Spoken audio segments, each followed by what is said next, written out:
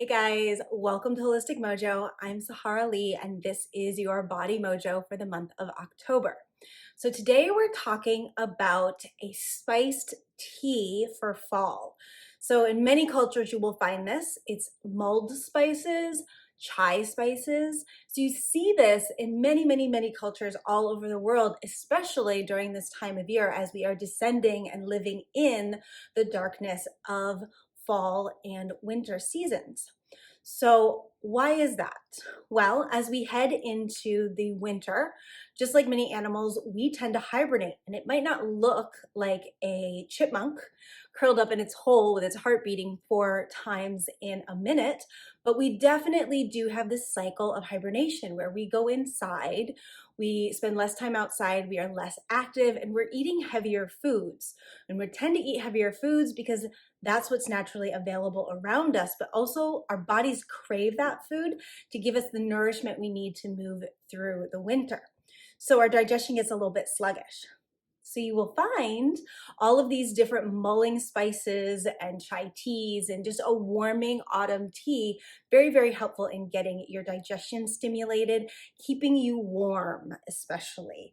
So what is in our very simple autumn tea? Well, I'm using ginger, which is a febrifuge, so it takes heat and it pushes it outwards so that it's not just stagnant in one place, but also if you tend to be an overheater, this will help move it out of your system, so it kicks it out as well.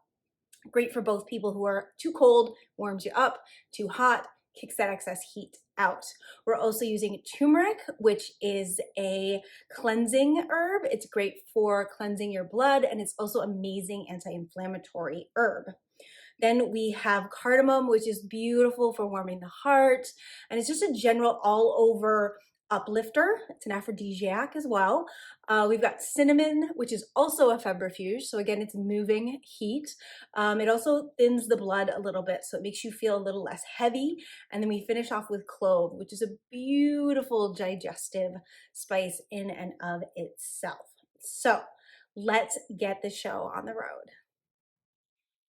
All right, here we go. Super quick and easy recipe. You're just going to need a pot. In this case, I've got an 8-cup pot. I'm going to put in 1 stick of cinnamon, about a half a teaspoon of clove. Forgot what it was for a second. 1 heaping tablespoon of cardamom pods, and about a half a cup of chopped ginger. This is the ginger, and turmeric. Then you just add water.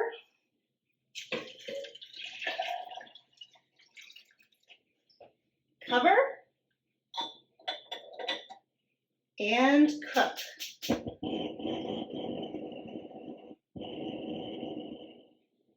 So it is just about coming to a boil right now. It is very important that you do not take your eyes off of this for even 1 second because it is volatile and the ginger does what the ginger does. Let me turn it down, which you're probably about to see. Yep, a little bit.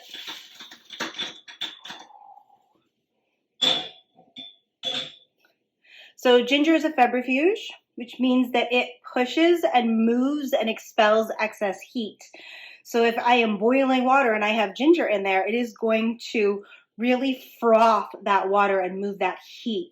So that's why you need to really watch it. So that barely came to a boil and immediately boiled over.